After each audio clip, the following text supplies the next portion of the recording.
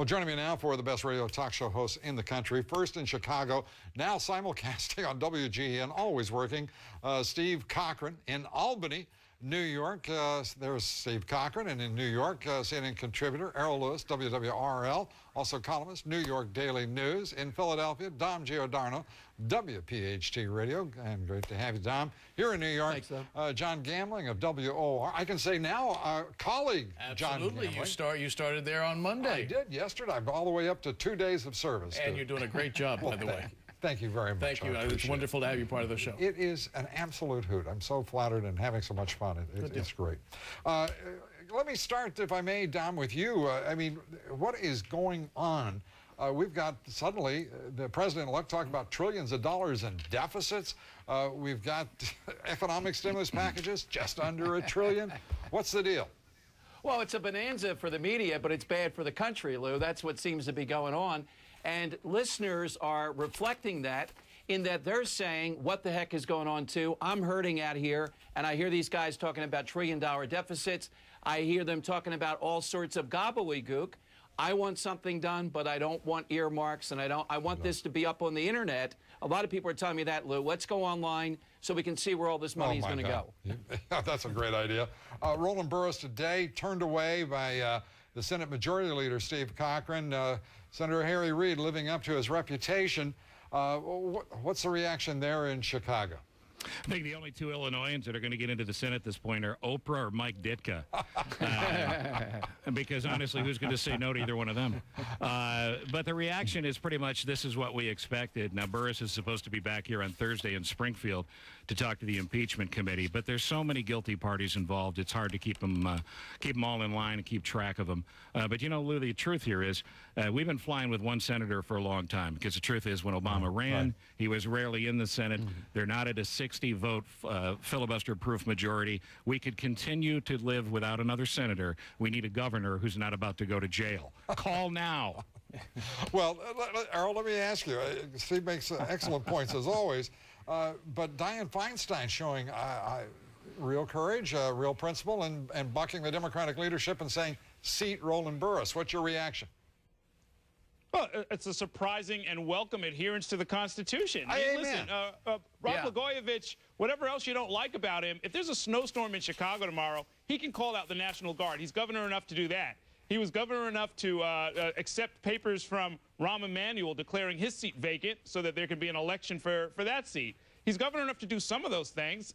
All of a sudden, you can't just pick and choose and sort of stop him from exercising his lawful duties. I think the courts are going to find that sooner or later.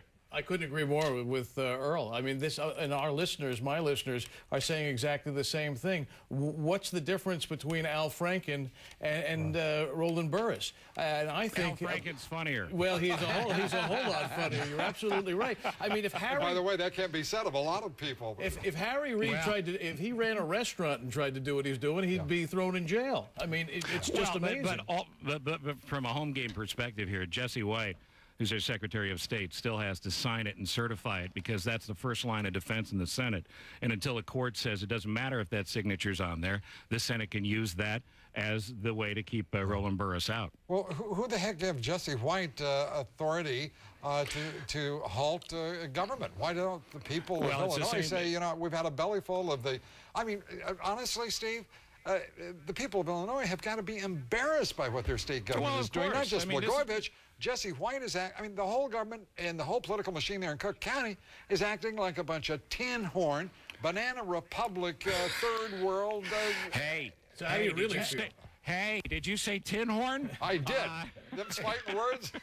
Hey, Lou, that's the Chicago way. What's different? See, that is such a cop-out. That is such a cop-out. Because this is a great state with great people and a few crooked politicians. I love that. Hey, I'm in Philadelphia, and it's still worse there. Partner, the complicated way to say it, they're not kosher. No, but here's the deal. The General Assembly in Illinois, and believe me, there's a lot of nervous, guilty parties on both sides of the aisle there that are hoping they're not discovered. This is no secret that Blagojevich has been dirty for a long time coming. But the fact is, the argument remains the same. Well, it's a great national story to seat another senator. Right. The initial interest and the more important factor is get a governor in Illinois who doesn't have to worry about his criminal defense quite as much as the current one. Well, let's get to the other top issue of the day amongst listeners, and that is Caroline Kennedy. Yeah, that's a major issue, no question about it. She's running behind in the latest poll with Andrew Cuomo. She tanked. 1 minute she's here, the next minute she's here. Does David Paterson, Errol Lewis, does he, in point of fact, appoint her? Well, it's more likely than not. She's got exactly what he needs. A lot of political connections, whole lot of money, whole lot of popularity. You know, this is what goes into picking a running mate, and that's what you have to keep in mind. Patterson is filling the unexpired term of Spitzer, who left in a scandal. He's got to run on his own, and he wants a running mate who's going to pull her own weight and then some in a very big state. Dom, you get the last word here, partner. Yeah, I think he does appoint her, Lou, without a doubt. And I hope it continues on, though. I have not had as much sport around a particular issue as this in quite a while. Well, we're going to have some more sport later, and we appreciate you all being here. Thank you. You bet. And John Gambling, as I said, great to be a colleague now, and it's a hoot working for WOR. Well, I couldn't be more thrilled on behalf of the radio station and the listeners to have Lou Dobbs part of our team is extraordinary. So I hope we have a great new year and a great lot of years ahead of us. Thank you. Same back at you, partner. And I love you guys, too. Dom, Errol, Steve, appreciate it. Yeah, but we're paying them now. All right. Up next, well, in just a few minutes, Campbell Brown, no bias, no bull. Campbell, how do you deliver on that every night? No bias, no bull at all? You know, it's not that hard, Lou. Really? I mean,